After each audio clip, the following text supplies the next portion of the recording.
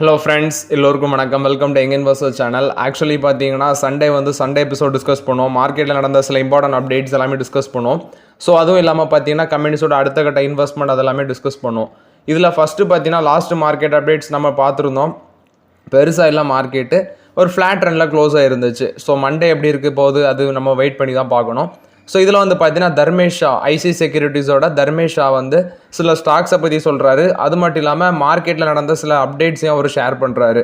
So first பார்த்தீங்கன்னா அவர் சொல்கிறது, US president Donald Trump வந்து இந்த 1 month டேரிஃப்னு சொல்லிட்டு இருக்காரு. மெக்சிகோ, கனடா இவங்களுக்கு எல்லாமே இம்போர்ட்டட் டேரிஃப் 25% போட்டிருக்காரு. சைனா மேலேயும் போட்டிருக்காரு அப்படின்லாம் சொல்கிறாங்க. அது மட்டும் இல்லாமல் அவங்களும் பார்த்தீங்கன்னா அதுக்கு பதிலுக்கு ரியாக்ட் பண்ணியிருக்காங்க. மெக்சிகோ, கனடா, அடுத்தது வந்து சைனா இவங்களாமே பதில் ரியாக்ஷன் கொடுத்துருந்தாங்க. பட் ஸ்டில் நம்ம இந்தியா வந்து எந்த ரியாக்ஷனுமே இது வரைக்கும் கொடுக்கல. அது மட்டும் இல்லாமல் க்ரூட் ஆயிலோட ப்ரைஸும் பார்த்தீங்கன்னா குறையுது. ருப்பியும் பார்த்தீங்கன்னா கீழே விழுது. அதாவது டாலர் ஸ்ட்ரென்தன் ஆகுது, இந்தியன் ருப்பி விழுது. அது மட்டும் இல்லாமல் நெக்ஸ்ட்டு எஃப்ஐஎஸ் 15,501 கோடி இந்த வீக்கில் வந்து நெட் அவுட்ஃப்ளோவாக இருந்திருக்கு. எஃப்ஐஎஸோட அவுட்ஃப்ளோ 15,501 கோடி. டொமஸ்டிக் இன்ஸ்டிடியூஷனல் இன்வெஸ்டர்ஸ் 20,950 கோடி நெட் இன்ஃப்ளோ ஆகிருக்கு. எஃப்ஐஎஸ் விற்றுருக்காங்க, டிஎஸ் வந்து ஃபண்டை உள்ளே கொண்டு வந்திருக்காங்க. இது ஒரு அப்டேட்டாக இருக்குது மார்க்கெட்டில். அது மட்டும் இல்லாமல் நிஃப்டி 50க்கு ஒரு டெக்னிக்கல் சப்போர்ட் சொல்கிறது. நிஃப்டி வந்து பார்த்தீங்கன்னா மறுபடியும் ஒரு 23,000 அந்த மார்க்கெட் டச் பண்ணலாம் அப்படின்னு சொல்கிறாரு. ஆல்ரெடி நிஃப்டி பார்த்தீங்கன்னா 22,000 அதை பிரேக் பண்ணி கீழே போச்சு. 21,964 பாயிண்ட்ஸ் நினைக்கிறேன், அந்த லெவல் போச்சு. இப்போ மறுபடியும் 23,000 தொடலாம் அப்படின்னு சொல்கிறாரு. ஸோ 21,800 அது ஒரு ஸ்ட்ராங் சப்போர்ட் அப்படின்னு சொல்லி அவர் மென்ஷன் பண்ணுறாரு. பிரெண்ட் க்ரூட் ஆயில் அது வந்து கிட்டத்தட்ட 69 rupeesல இருக்குது. பாஸ்ட் 2 years லோவில் வந்திருக்கு. யூஎஸோட 10-year பாண்ட் ஈல்ட்ஸ் வந்து 4.2 அந்த ரேஞ்ச் மார்க்கில் வந்து இருக்குது அப்படின்னு சொல்லி அவர் ஓவரால் சில மென்ஷன்ஸ் எல்லாமே பண்ணியிருக்காரு. நெக்ஸ்ட் பார்க்கும்போது 2 ஸ்டாக் அவர் மென்ஷன் பண்ணுறாரு. ஒன்று கோட்டக் மஹிந்திரா பேங்க், இன்னொன்று வந்து டாடா பவர். இதில் கோட்டக் மஹிந்திரா பேங்க் பார்த்தீங்கன்னா லாஸ்ட் மார்க்கெட்டில் 1932 ரூபாவில் க்ளோஸ் ஆகிருக்கு. ஸோ அவர் அதுக்கு டார்கெட் ப்ரைஸ் சொல்கிறது 2,120 ரூபா வரைக்கும் போகும் அப்படின்னு சொல்லி இந்த தர்மேஷ் ஷா வந்து சொல்கிறாரு. கோட்டக் மஹிந்திரா பேங்குக்கு ஸ்டாப் லாஸ் 1,789 ரூபா சொல்கிறாரு. நெக்ஸ்ட் டாடா பவருக்கு அவர் சொல்கிறது 346 357 buying range. Actually Tata power last closing 351 ரூபா, 398 ரூபா டார்கெட் ப்ரைஸ் சொல்கிறாரு. ஸ்டாப் லாஸ் 324 ரூபா அப்படின்னு சொல்கிறாரு. பட் என்ன கேட்டால் கோட்டக் மஹிந்திரா பேங்க் இப்போதைக்கு ஆப்போசிட் இல்லை. டாடா பவர் கிட்டத்தட்ட ஆப்போசிட் லெவலில் நோக்கி வந்துட்டு இருக்குது. 351 ரூபா இருக்குது. ஒரு 300 பிரேக் பண்ணி கீழே வர பட்சத்தில் நம்ம வந்து டாடா பவரில் ஃபோக்கஸ் பண்ணலாம். பட் இப்போதே கோட்டக் மஹிந்திரா பேங்க்கில் நோ ஆப்போசிட்டி, வெயிட் பண்ணுங்கள். நெக்ஸ்ட் பார்த்தீங்கன்னா இந்த அதானி தாராவி ப்ராஜெக்ட், அதாவது தாராவியை வந்து ரீஸ்ட்ரக்சர் பண்ணுற ப்ராஜெக்ட், அதாவது அதானி ப்ராப்பர்ட்டிஸ்க்கு அது கிடச்சிருந்துச்சு. ஸோ அதில் அந்த பிட்டு பார்த்தீங்கன்னா இவங்களும் பார்ட்டிசிபேட் பண்ணியிருக்காங்க. துபாய் பேஸ்டு செக்லிங் கார்பரேஷன் அவங்களும் பார்ட்டிசிபேட் பண்ணியிருப்பாங்க போல். இந்த டெண்டர் வந்து அதானி ப்ராப்பர்ட்டிஸ்க்கு தான் கிடச்சி. பட் அவங்க ஒரு வேல்யூ சொல்லியிருக்காங்க, அதானி ப்ராப்பர்ட்டிஸ் ஒரு வேல்யூ. செக்லிங் வந்து 7,200 கோடிக்கு வந்து இந்த பிட்டை ப்ராசஸ் பண்ணுறாங்க. அதானி ப்ராப்பர்ட்டிஸ் 5,069 கோடிக்கு ப்ராசஸ் பண்ணியிருக்கிறாங்க. பட் அந்த பிட்டு வந்து பார்த்தீங்கன்னா ஃபர்தராட்டி 8,240 கோடி ரைஸ் பண்ணணும்னு சொல்கிறாங்க. ஸோ அது கோர்ட்டுக்கு போயிருக்கு. இவங்க செக்லிங் தான் பார்த்தீங்கன்னா சுப்ரீம் கோர்ட்டுக்கு கொண்டு போயிருக்காங்க அந்த விஷயத்த. கோர்ட் வந்து இப்போதைக்கு இந்த ப்ராஜெக்டை வந்து பார்த்தீங்கன்னா ஷார்ட் ஸ்டாப் பண்ணி வச்சுருக்கிறாங்க. அதாவது ஸ்டே ஆர்டர் போட்டிருக்காங்க. ஸோ இது வந்து இனி எப்படி போகுது அப்படின்னு சொல்லி தெரில. பட் இது வந்து அதானி குரூப்புக்கு ஒரு நெகட்டிவ் அப்டேட்டாக தான் இருக்குது. நெக்ஸ்ட் பார்த்தீங்கன்னா நம்மளோட யூனியன் மினிஸ்டர் அஸ்வினி வைஷ்ணவ் இவங்க வந்து பார்த்தீங்கன்னா ஒரு ஸ்பீச் கொடுத்துருக்காங்க. Dataquest India digital leadership conclave வந்து நியூ டெல்லியில் நடந்திருக்கு. அந்த மீட்டிங்கில் ஒரு ஸ்பீச் கொடுக்கும்போது என்ன சொல்லியிருக்காருன்னா, I did like to give a challenge to big tech companies, Infosys, TCS, Wipro, next வந்து ஹெச்எல் டெக், இந்த மாதிரி டாப் ஐடி ஜெயின்ஸ் கம்பெனிஸுக்கு வந்து பார்த்தீங்கன்னா அவர் வந்து ஒரு சேலஞ்ச் பண்ணுறாரு. என்ன சேலஞ்ச் பண்ணுறாருன்னா, நம்ம இந்த டெக் கம்பெனிஸ் எல்லாமே இந்தியாவில் ஒரு மொபைல் ஆப்ரேட்டிங் சிஸ்டம் வந்து டெவலப் பண்ணுங்க. ஸோ அதுக்கு வேண்டி கவர்மெண்ட் வந்து ஃபுல் சப்போர்ட் நாங்கள் பண்ணுவோம். ஸோ இந்தியா வந்து பார்த்தீங்கன்னா ஒரு ப்ராடக்ட் நேஷனாட்டு உருவெடுக்கணும். கவர்மெண்ட் வந்து இதுக்கு முழு வீச்சில் சப்போர்ட் பண்ணணும்னு சொல்கிறாரு. Mostly 80% of the Indian startup வந்து பார்த்தீங்கன்னா ஏஐ பவர்டாக தான் இருக்குது அப்படின்னு சொல்கிறாங்க. அதாவது 80% of the Indian startup வந்து இன்னைக்கு ஏஐ டெக்னாலஜி பவர் பண்ண கம்பெனி தான் இருக்குது. 4 lakh ஏஐ ப்ரொஃபஷனல் வந்து பார்த்தீங்கன்னா டிஃப்ரெண்ட் ப்ராஜெக்டில் வந்து ஒர்க் பண்ணிட்டு இருக்கிறாங்க அப்படின்னு சொல்லி அஸ்வினி வைஷ்ணவ் வந்து அப்டேட் கொடுத்துருக்காங்க.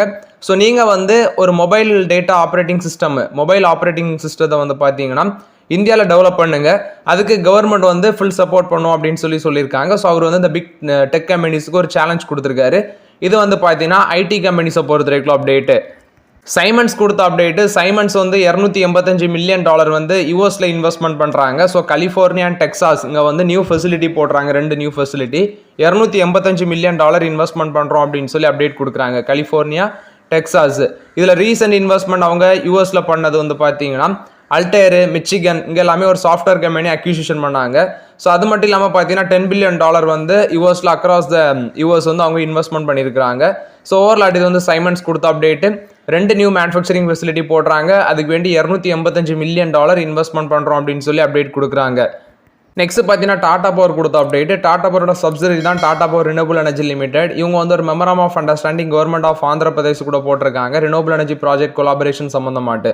ஸோ இதுக்கு வந்து பார்த்தீங்கன்னா ரினியூவபிள் எனர்ஜி டெவலப்மெண்ட்டு 7000 மெகாவாட் வந்து அக்ராஸ் த ஸ்டேட் வந்து அவங்க போட்டிருக்காங்க. இது ஒரு strategic agreement.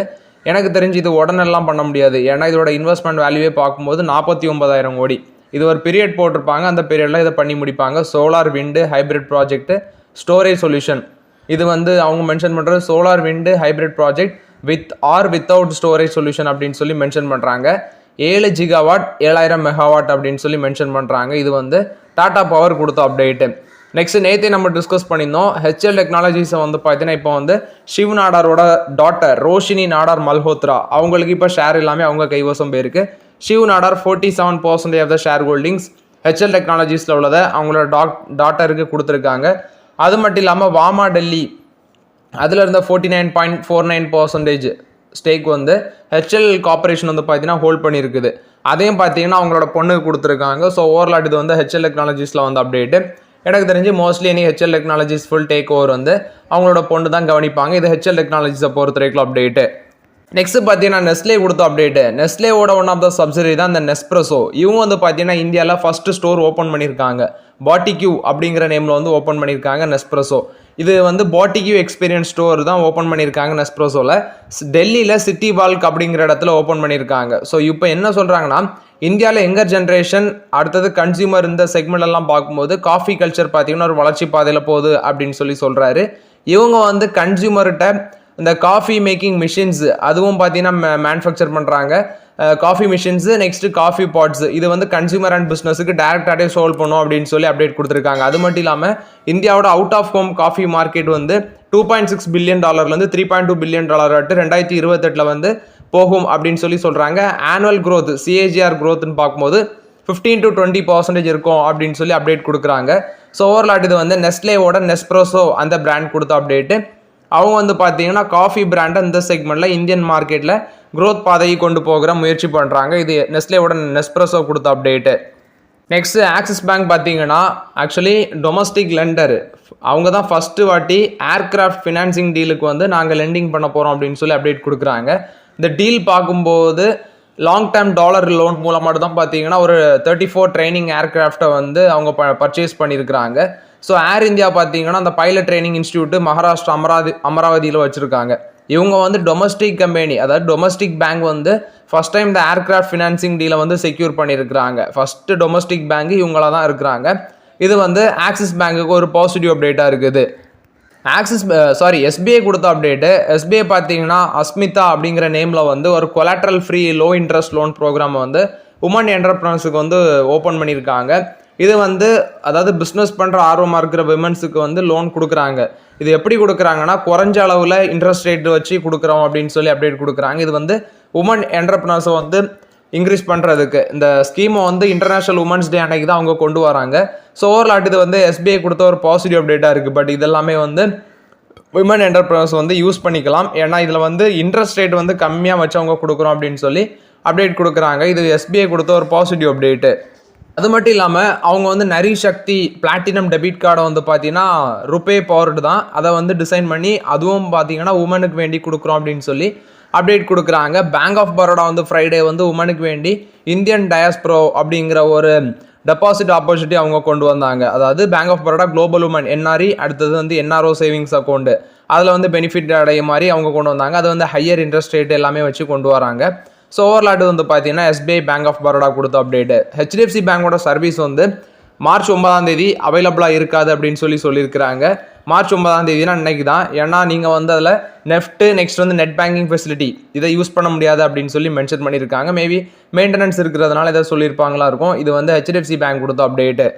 Lemon tree hotels கொடுத்த அப்டேட், இவங்க நியூ ப்ராப்பர்ட்டிஸ் 2 நியூ ப்ராப்பர்ட்டிஸ் வந்து மத்திய பிரதேஷில் சைன் பண்ணியிருக்காங்க லெமன் ட்ரீ ஹோட்டல்ஸு. ஸோ கரோத் நெக்ஸ்ட் வந்து மத்திய பிரதேஷில் வந்து ஒரு இடத்துல பண்ணியிருக்காங்க. கிட்டத்தட்ட ஃபினான்ஷியலாக 26க்குள்ள வந்து பார்த்தீங்கன்னா இதை ஓப்பன் பண்ணும் அப்படின்னு சொல்லி அப்டேட் கொடுக்குறாங்க. இது வந்து லெமன் ட்ரீ ஹோட்டல்ஸ் கொடுத்த அப்டேட். நசரா டெக்னாலஜிஸ் வந்து 94.85% ஸ்டேக் வந்து ஓப்பன் பிளே அதில் வந்து பார்த்தீங்கன்னா செல் பண்ணுறாங்க. அதை வந்து போக்கர் பாசி அவங்கள்ட்ட தான் வந்து போக்கர் பாசியோட பேரண்ட் ஃபார்மாக இருக்கிற மூன்ஷைன் அவங்கள்ட்ட தான் விற்கிறோம் அப்படின்னு சொல்லி அப்டேட் கொடுக்குறாங்க. இது நசரா டெக்னாலஜிஸ் கொடுத்த அப்டேட்டு. ஆர்பிஐ வந்து பார்த்தீங்கன்னா இந்த ஐஆர்இடிஏயோட இன்வெஸ்ட்மெண்ட் ரிக்வஸ்ட்டை வந்து ரிஜெக்ட் பண்ணியிருக்காங்க. Appar Karnali hydro project MNT சம்மந்தமாட்ட ஒரு இன்வெஸ்ட்மெண்ட் ரிக்வஸ்ட்டை வந்து பார்த்தீங்கன்னா ஐஆர்இடிஏ வந்து ஆர்பிஐ கொடுத்துருக்காங்க. அதை இப்போ ஆர்பிஐ வந்து ரிஜெக்ட் பண்ணிட்டாங்க அப்படின்னு சொல்லி அப்டேட் கொடுத்துருக்காங்க. ஸோ இப்போ இந்த இன்வெஸ்ட்மெண்ட் ப்ராஜெக்ட் வந்து நேபாளில் தான் அவங்க பண்ண இருந்தாங்க. அது இப்போ வந்து டிலே ஆகலாம். மேபி இவங்க வந்து ரிவைவ் பண்ணி மறுபடியும் ஆர்பிஐ அப்ரூவல் கொடுத்த பிறகு அதை வந்து ஸ்டார்ட் பண்ணுவாங்க. கிட்டத்தட்ட 900 megawatt upper Karnali hydro electric project நேபாளில். ஸோ இப்போ வந்து பார்த்தீங்கன்னா ரிசர்வ் பேங்க் ஆஃப் இந்தியா அதுக்கு வந்து ஒப்புதல் கொடுக்கலன்னு சொல்லி அப்டேட் கொடுக்குறாங்க. ஜிஎம்ஆர் ஏர்போர்ட் கொடுத்த அப்டேட்டு, இவங்க டெல்லி ஏர்போர்ட்டில் வந்து ஸ்டேக்கை வந்து அதிகரிக்கிறாங்க. 74% ஸ்டேக்கை இன்க்ரீஸ் பண்ணியிருக்காங்க. அது மட்டும் இல்லாமல் ஃபேரா போர்ட்டில் வந்து 10% ஷேர் ஹோல்டிங் வந்து அக்யூசிஷன் பண்ணுறோம் அப்படின்னு சொல்லி அப்டேட் கொடுக்குறாங்க. இது வந்து 64% இருந்த ஸ்டேக்கை வந்து இப்போ 74% இன்க்ரீஸ் பண்ணியிருக்காங்க. ஜிஎம்ஆர் ஏர்போர்ட்டோட லாஸ்ட் குவார்டர் ரிசல்ட்ஸ் பார்க்கும்போது நெட் ப்ராஃபிட் 201 கோடியாக இருந்துச்சு. பட் அது வந்து இயர் ஆன் இயர் பேசிஸில் கம்பேர் பண்ணும்போது சேம் பீரியட் லாஸ்ட் இயரில் நெட் லாஸ் 486 கோடி. அதை விட பார்த்தீங்கன்னா நல்லா தான் பண்ணியிருந்தாங்க. இது வந்து ஜிஎம்ஆர் ஏர்போர்ட் கொடுத்த அப்டேட்டு.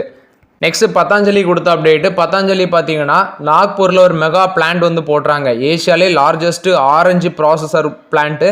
இது வந்து பார்த்தீங்கன்னா விதர்பா ஃபார்மஸ்ட் வந்து கிட்டத்தட்ட ஆரஞ்சை கலெக்ட் பண்ணி அதை ஒரு ப்ராசஸிங் பிளான் மாதிரி போடுறாங்க. விதர்பாவில் இருக்க ஃபார்மர்ஸுக்கு இது ஒரு பெனிஃபிட்டாக இருக்கும். கிட்டத்தட்ட 1500 கோடி அவங்களுக்கு கிடைக்கலாம் அப்படின்னு சொல்லி அப்டேட் கொடுக்குறாங்க.